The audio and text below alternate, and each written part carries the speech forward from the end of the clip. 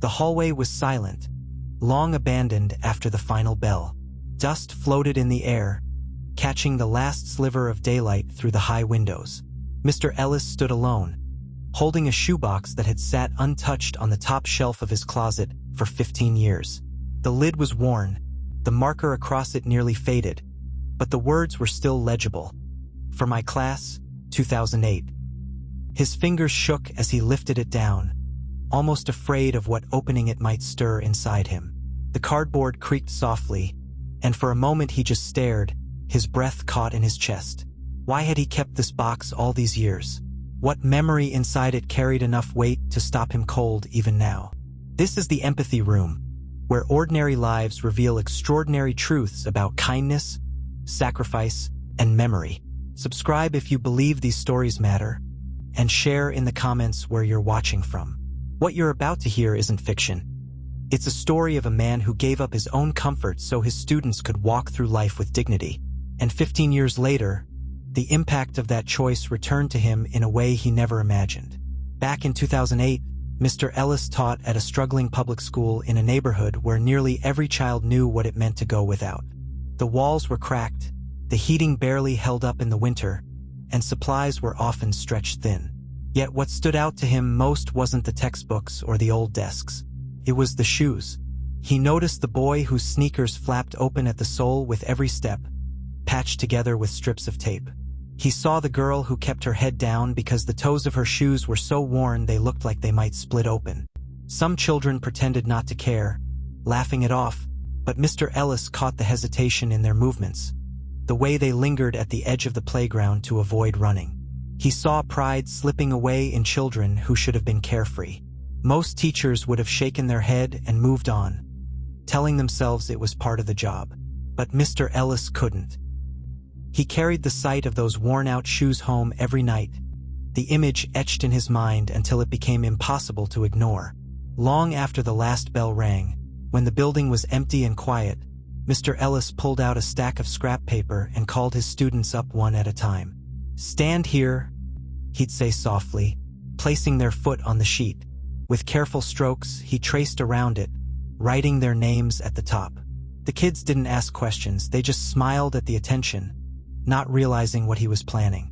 That weekend, he walked into a discount store with the folder tucked under his arm. One by one, he unfolded the papers and pressed them against boxes of sneakers, checking and rechecking sizes until he found the right fit.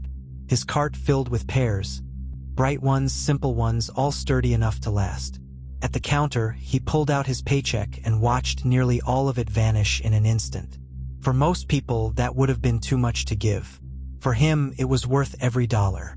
A few days later, he carried the boxes into his classroom. At first, the students thought it was some kind of surprise lesson. But when they opened the lids and saw brand new shoes inside, the room fell into stunned silence. Then came laughter, shouts, hugs. Children slipped them on immediately, stomping their feet, running across the room, grinning in disbelief. One boy whispered, "Nobody's ever done this for us." That day, every single child left walking taller than they had when they arrived. The sneakers wore down eventually, as all shoes do, but the memory never did. Those children carried the moment with them into the rest of their lives. 15 years is a long time, but it wasn't long enough to erase what Mr. Ellis had done. The boy with taped-up soles grew into a man who now fixes cars in his own garage. The shy girl with the torn shoes became a nurse, spending nights caring for patients who remind her of her own childhood struggles. Another student stood in front of a classroom years later, inspired to teach the way Mr. Ellis once did. None of them forgot the feeling of being seen, of realizing someone cared enough to notice their quiet shame and replace it with pride.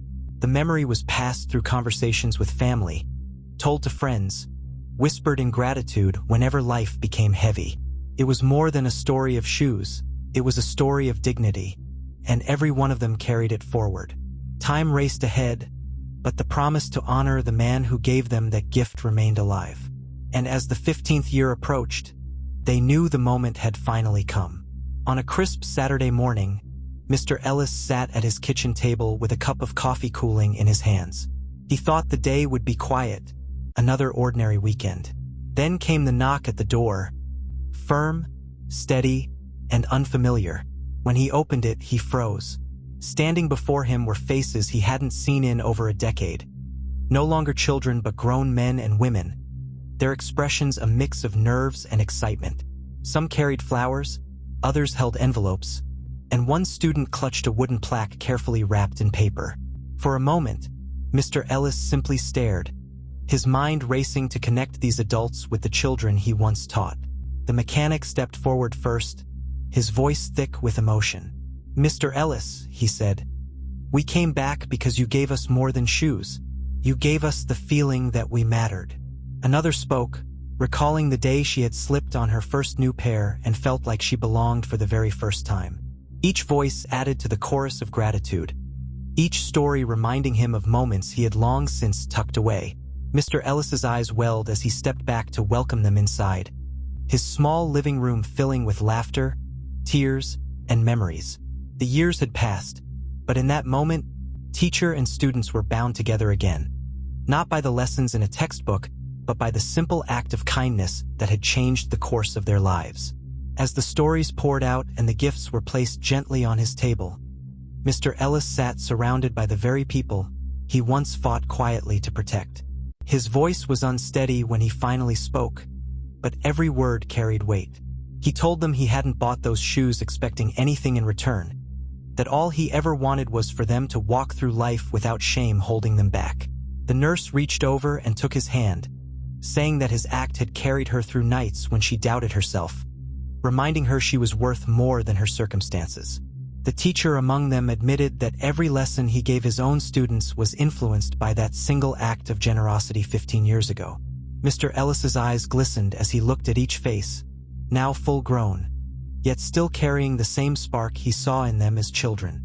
"You've honored me more than I could ever deserve," he whispered, his words breaking slightly.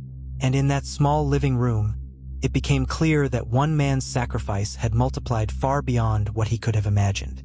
Kindness had rippled through time, shaping futures, inspiring careers, and binding hearts together. Sometimes the greatest legacies aren't carved in stone or written in history books. They're found in the quiet choices that remind someone they matter. This is the Empathy Room. Subscribe and share the story of a teacher who changed your life, because stories like this keep compassion alive.